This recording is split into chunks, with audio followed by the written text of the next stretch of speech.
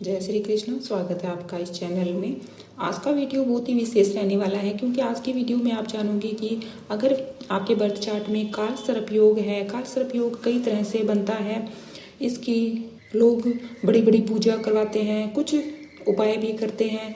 यहाँ पर मैं आपको बहुत ही सरल से उपाय बताऊंगी और वह कौन सा विशेष दिन है। अगर उस दिन आप काल सर्प दोष निवारण के लिए कुछ पूजा पाठ करते हो तो आपको निश्चित ही फायदा होगा।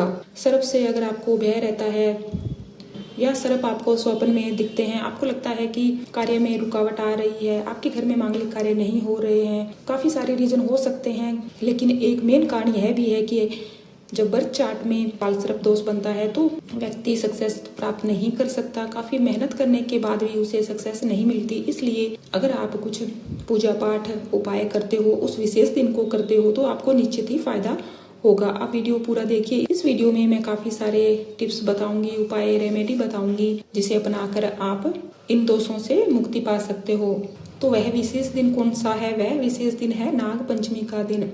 अगर आपके जीवन में अचानक कोई घटना घट रही है, दुर्घटना घट रही है, अचानक से बनता बनता काम आपका रुक जाता है, संतान का ना होना या संतान देरी से होना, संतान पर कष्ट होना, कोई भी व्यापार ना चलना, ग्रह क्लेश, बार बार चोट लगना, बीमारी आदि हमेशा लगे ही रहना, यह कारण काल सर्प दोष के हो सकते हैं। तो नाग पंचमी के दिन आप कुछ उपाय जरूर करिए। राहु देव और केतु देव के कारण ही काल सर्प दोष बनता है। राहु अगर कहीं नीच का होकर बैठ जाए तो काल सर्प दोष बनता है। और सूर्य देव, चंद्र देव और गुरु देव के साथ राहु देव का आना भी काल सर्प दोष माना जाता है। राहु का जो अधिदेवता काल है तथा केतु का जो अधिदेवता सर्प है, इन दोनों ग्रहों के बीच में कुंडली के सारे ग्रह एक तरफ आ जाते हैं तो काल सर्प दोष बनता है। राहु केतु हमेशा वक्री ही चलते हैं। सूर्य और चंद्रदेव हमेशा मार्गी रहते हैं। इस दिन क्या करना है आपको? जो पंचमी तिथि होती है उसके स्वामी नाग होते हैं। इस दिन जो अष्ट नागों की पूजा करता है उसे काफी अच्छे फल प्राप्त होते हैं। यह पूजा प्रधान मानी जाती है। नाग पूजा से पहले भगवान शंकर की पूजा की जाती है। इसके बाद आप घर पर ही चांदी के नाग नागिन के साथ आप इन नामों के मंत्रों के साथ आप पूजा कर सकते हो, जैसे अनंत, वासुकी, तक्षक, करकोटक, पदम, महापदम, शंख, कुलिक। इन नामों का स्मरण आपको जरूर करना चाहिए। नागों की पूजा करने के लिए चित्र या मूर्ति को लकड़ी के पाट पर आप रखिए और मूर्ति पर हल्दी, कुमकुम, रोली, चावल, फूल चढ़ाकर आप इनकी पूजा कीजिए और बाद में कच्चा दूध, घी, चीनी मिलाकर नाग मूर्ति को अर्पित आपको करना है। पूजन करने के बाद सर्प देवता की आपको आरती करनी है और अंत में नाग पंचमी की कथा आपको अवश्य सुननी है। और इस दिन आस्तिक मुनि की दुहाई, यह वाक्य आपको घर की बाहर की जो दीवारें हैं उस पर आपको लिखना है। ऐसा माना जाता है कि यह वाक्य आप अपने घर की दीवार के बाहर लिखते हो तो आपको सर्प से कोई भी भय नहीं होगा।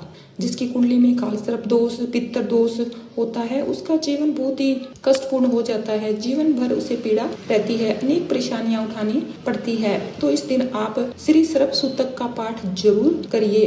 अगर आप नाग पंचमी के दिन शांति क्रम करवाते हैं तो यह आपको विशेष लाभ देगा। नासिक के पास त्र्यंबकेश्वर में काल सर्प दोष की शांति क्रम भी किया जाता है। इसके अलावा किसी पवित्र नदी के तट पर तीर्थ स्थान में आप शिव जी की आराधना कर सकते हो।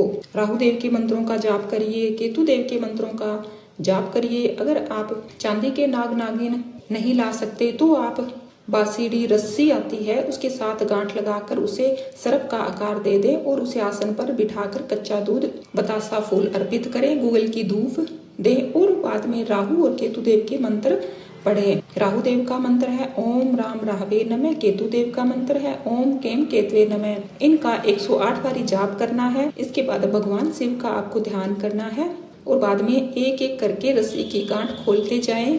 फिर जब समय मिले रस्सी को बहते हुए जल में आप प्रवाहित कर दें। इससे भी आपको काफी रिलीफ मिलेगा।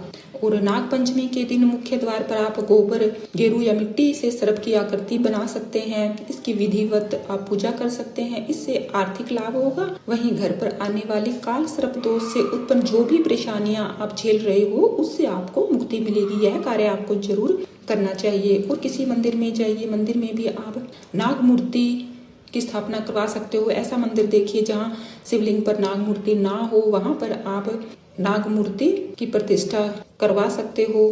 नाग पंचमी वाले दिन आप इसे जरूर करवाइए। और नाग पंचमी के दिन आप दुर्गा पाठ करें या आप करवा भी सकते हो। नाग पंचमी के दिन श्रीमद् भागवत पुराण और श्री हरिवंश पुराण का पाठ भी अगर आप करवाते हो तो यह भी बहुत ही असरदार रहता है।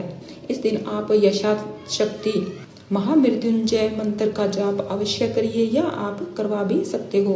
नाग पंचमी के दिन आप देखिए, अगर कोई सपेरा है तो उसके पास नाग है तो आप उस नाग को जंगल में छुड़वा सकते हो।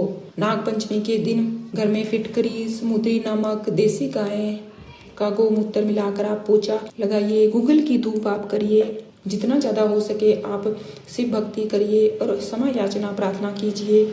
जो भी जाने अनजाने में कोई आपसे भूल हुई है तो आप उस चीज की क्षमा याचना प्रार्थना जरूर कीजिए। हो सके तो आप हमेशा रसोई में बैठकर खाना खाइए। घर की दीवारें साफ रखिए, टॉयलेट साफ रखिए, बाथरूम की साफ सफाई रखिए। ससुराल से आप अच्छे संबंध बना कर रखिए। किसी को भी आप बुरे शब्द आपको नहीं बोलने हैं, गुस्सा आपको नहीं करना है। और जो शारीरिक रूप से अक्षम लोग हैं, मंदबुद्धि लोग हैं, उन्हें आप खाना दे सकते हैं। माथे पर आप चंदन का तिलक लगाइए और ठोस चांदी का हाथी भी आप रख सकते हैं। माता लक्ष्मी की आप आराधना कर सकते हैं। यह छोटे छोटे उपाय हैं, यह आप करके देखिए, आपको रिलीफ जरूर मिलेगा। अगर आप अपने बर्थ चार्ट का एनालाइज कराना चाहते हैं तो आप हमसे कॉन्टैक्ट कर सकते हैं। कमेंट बॉक्स में ओम नमः शिवाय लिखना मत भूलिए। धन्यवाद।